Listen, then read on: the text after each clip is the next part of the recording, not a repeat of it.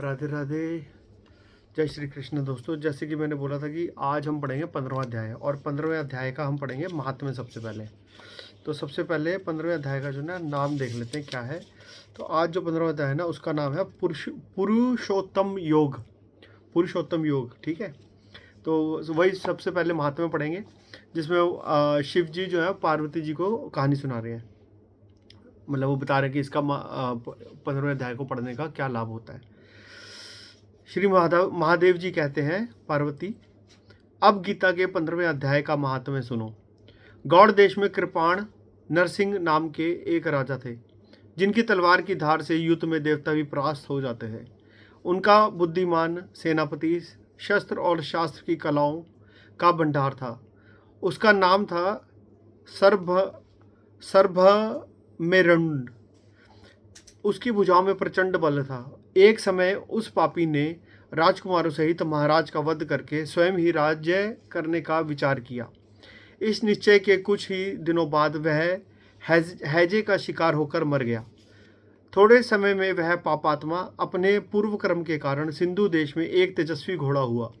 उसका पेट सटा हुआ था।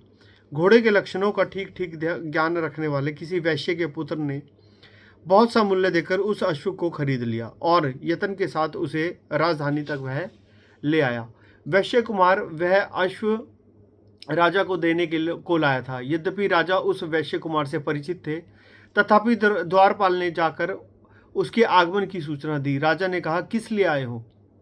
तब उसने स्पष्ट शब्दों में उत्तर दिया, देव, सिंधु देश में एक उत्तम लक्षणों से संपन्न अश्व यानी कि घोड़ा था, जिसे तीनों लोक का एक रत्न समझकर मैंने बहुत सा मूल्य देकर खरीद लिया है।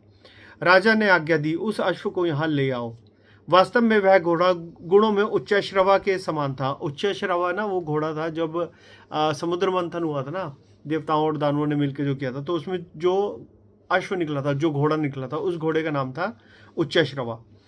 सुंदर रूप का तो मानो घर ही था। शुभ लक्षणों का समुद्र जान पड़ता था। वैश्य घोड़ा ले आया और राजा ने उसे देखा। अश्व का लक्षण जानने वाले अमात्यों ने उसकी बड़ी प्रशंसा की। सुनकर राजा अपार आनंद में निमग्न हो गए और उन्होंने वैश्य को मुंह मांगा सुवर्ण देकर तुरंत ही उस अश्व को खरीद लिया। कुछ दिनों के बाद एक समय राजा शिकार खेलने के लिए उत्सुक हो उसी घोड़े पर चढ़कर वन में गए। वहां मृगों के पीछे इन्होंने अपना घोड़ा बढ़ाया। पीछे पीछे सब ओर से दौड़कर आते हुए समस्त सैनिकों का साथ छूट गया। वे हिरणों द्वारा आकृष्ट होकर बहुत दूर निकल गए। प्यास से उन्हें व्याकुल कर दिया। तब वे घोड़े से उतरकर जल की खोज करने लगे। घोड़े को तो उन्होंने वृक्ष की डाली में बांध दिया और स्वयं एक चट्टान पर चढ़ने लगे। कुछ दूर जाने पर उन्होंने देखा कि एक पत्ते का टुकड़ा हवा से उड़कर शिलाखंड पर गिरा है। उसमें गीता के 15वें अध्याय का आधा श्लोक लिखा हुआ था। राजा उसे बाँचने लगे। उनके मुख से गीता के अक्षर सुनकर घोड़ा तुरंत गिर पड़ा और अश्व शरीर को छोड़कर तुरंत ही दिव्य विमान पर बैठकर वह स्वर्गलोक को चला गया। तत्पश्चात राजा ने पहाड़ पर चढ़कर एक उत्तम आश्रम देखा, जहाँ नागकेशर, केले, आम और नारियल के वृक्ष लहरा रहे थे।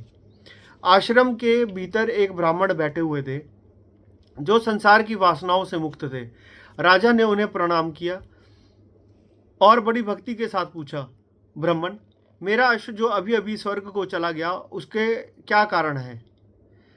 राजा की बात सुनकर त्रिकालदर्शी मंत्रवेता और महापुरुषों में श्रेष्ठ विष्णु शर्मा नामक ब्राह्मण ने कहा, राजन, पूर्व काल में तुम्हारे यहाँ जो सर्वमेरुंड नामक सेनापति था, वह तुम्हें पुत्रों सहित मारकर स्वयं राज्य हड़प लेने को तैयार था। इसी बीच में हैजे का शिकार होकर वह मृत्यु को प्राप्त हो गया। इसके बाद वह उसी पाप से घोड़ा हुआ था। यहाँ कहीं गीता के 15वें अध्याय का आधा श्लोक लिखा मिल गया था। उसे ही तुम बाँचने लगे। उसी को तुम्हारे मुख से सुनकर वह अश्व स्वर्ग को प्राप्त हुआ। तदंतर राजा के पार्श्ववर्ती सैनिक उन्हें ढूंढते हुए वहां पहुंचे। उन सब के साथ ब्राह्मण को प्रणाम करके राजा प्रसन्नता पूर्वक वहां से चले और गीता के 15वें अध्याय के श्लोक अक्षरों से अंकित उसी पत्र को बाँच बाँच कर प्रसन्न होने लगे। उनके नेत्र हर्ष से खिल उठे। घर आकर उन्होंने मंत्रवेता मंत्रियों के साथ अपने पुत्र सिंह बल को राज्य सिंहासन पर अभिषिक्त किया और स्वयं 15वें अध्याय के जब से विशुद्ध चित्त होकर मोक्ष प्राप्त कर लिया। अब इसका मतलब वो ये बताना चाह रहे हैं कि अगर आप आधा श्लोक भी पढ़ लेते हो ना इस 15वें चैप्टर का, तो भी आपको मोक्ष मिल जाएगा। आप कोई भी पकड़ लो इसमें। अब ये कई लोग इसमें पूछेंगे कौन से वाला पढ़ना है। कोई भी पकड़ लो और आधा पढ़ लो, यानी दो लाइनों का अगर श्लोक है ना तो उसका आधा पढ़ लो, ठीक है। आधा पढ़ के भी आपको मोक्ष मिल जाएगा। कोई भगवान नहीं बोल रहा आपको कि आप इतनी दूर आओ मेरे पास कि आप वहाँ आके पूजा करो, जैसा कि वो पीके मूवी में बताया गया था कि अरे आपको तो वहाँ आना पड़ेगा और वहाँ पे जो चक्री मार के जाना पड़ेगा। ठीक है, लोग अपनी श्रद्धा से कर सकते हैं, पर इस बात का जो मजाक बनाया गया था ना उस मूवी में, ऐसा हमारे शास्त्र बोलते हैं कि आप अपने घर के किसी कोने में बैठकर गीता का आधा श्लोक भी 5 लोगे ना, तब भी आपको मोक्ष मिल जाएगा। तो इसी भ्रांति को तोड़ना है।